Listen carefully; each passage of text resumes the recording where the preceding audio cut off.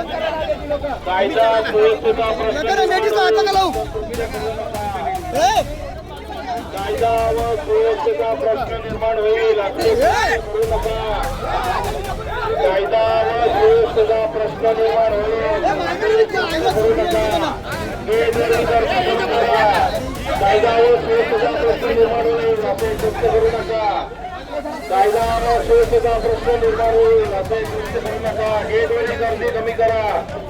मुख्य रस्ता आहे, गेटवरील गर्दी कमी करा। गेटवरील गर्दी कमी करा।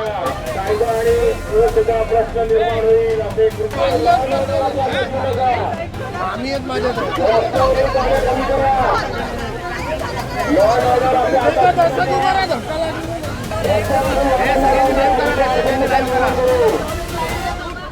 आमची ही जागा 79ची जागा ही आहे।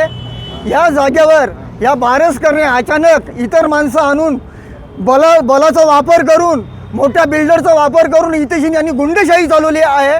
आणि इथे त्यांना येण्यासाठी आम्ही रोखत नाही आहे, पण तो बलाचा वापर करून त्यांनी इतर कृत्य पण चालू करायचा त्यांचा प्रयत्न आहे।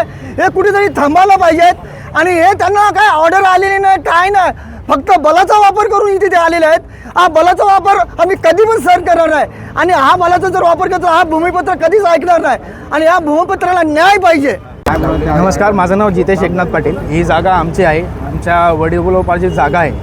तर इथे आमचा कब्जा आहे, सगळं आमचं आहे। कोर्टात केस चालू आहे, तरीही अशी काय कुठलीही ऑर्डर नाही आहे की जे बारसकर आहेत त्यांनी जबरदस्ती इथे येऊन पोलिसांचा वापर करून बलाचा वापर करून इतर माणसांना आणून जबरदस्तीने ते आमच्या प्लॉटमध्ये घुसतात। याच्या आधीही प्रयत्न केला होता आणि हा बघा, आणि आधीही प्रयत्न केला होता, ते आताही प्रयत्न करतायत परत एकदा।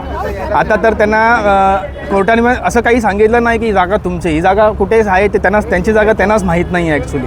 आणि ते इथे घुसाचा प्रयत्न करतात। आता तर मागे बघाल तर लाईव्ह असेल तर बघा, ते कंटेनर वगैरे घेऊन येत आहेत। कोर्टाची ऑर्डर अशी आहे की म्हणजे एक्झिबिट 5 पास झालेला आहे, त्याच्यात असं कुठे लिहिलेलं नाही की त्यांनी इथे यावं, कंटेनर लावावं का काय करावं, असं कुठेच लिहिलं नाही। कब्जा करावा असं कुठेच लिहिलं नाही आहे। आणि कब्जा आमचा आहे आणि आमचाच राहील, हे आमचं ठाम मत आहे। आणि जर आमचा काय पुढे पोलिसांचा ते मदत घेत आहेत, पोलीस त्यांना मदत करत आहेत आणि कोर्टात हायकोर्टात चालू असतानाही ते त्यांना आम्हाला हकलत आहेत आणि त्यांना एंट्री देत आहेत या प्लॉटमध्ये। हे आमचं म्हणणं आहे, हे खूप चुकीचं आहे आणि आम्ही इथून हलणार नाही।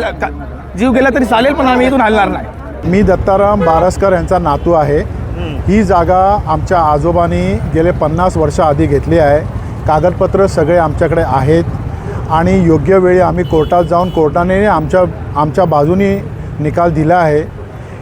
ही जागा अत्याधिक ही जागा उघडी होती। ही सगळी अगर ते म्हणत असतात त्यांची जागा असेल, मग हे सगळं कृत्य करायचं, रातोरात यायचं, हे सगळं तुम्ही आज जाऊन बघा, हे सगळं बांधलं गेलं आहे, हे सगळं शेड केलं आहे, हे सगळं नंतर केलं आहे। मला सांगा 50 वर्ष ही मंडळी का झोपली होती का? आणि आम्हाला दुसरी जागा हडप करायची असती तर आम्ही इथे येऊन पहिलंच केलं असतं। आमची जागा आम्ही सगळं पुरावा सकट सगळं दिलं आहे। ULC ऑर्डर आहे, नंतर TLRची ऑर्डर आहे 2008 आणि इतरची। आताही जे इकडचं न्यायिक कोर्ट आहे त्याचीही ऑर्डर आहे आणि ऑर्डर क्लिअर कट दिला आहे की त्यांनी आम्हाला इथे रिस्ट्रेन करायचं नाही। त्यांनी येऊन आतमध्ये कब्जा केला आहे, तो चुकीचा आहे। आणि नंतर मग गाववाले असल्याकारणाने माझ्या आजोबांनी घेतलेली जागा 50 वर्ष आधीची जागा, ती जागा आम्ही प्रूव्ह करायची की आमची नाही आहे। आणि हे सगळं मॉब आणायचा, हे लोकांना उभं करायचं। आम्ही पण शिकलेली मंडळी आहोत आणि हे सगळ्या गोष्टी करताना हे सगळे दादागिरी करायची, लोकल करायची। अरे हा महाराष्ट्र आहे आणि या महाराष्ट्रामध्ये कायद्याचा कार्यक्रम आहे। त्यांनी जो काय उद्या कोर्ट ऑर्डर आणली तर ती आम्ही मान्य करू, पण आजची जी कोर्ट ऑर्डर आहे ही लोक मध्ये अडथळा करून कोर्टचा अवमान करतायत। त्यांना त्वरित या सगळ्या गोष्टी थांबवावा, त्यांनी कोर्टात जावे आणि कोर्टात जो निर्णय देईल तो आम्हाला मान्य असेल।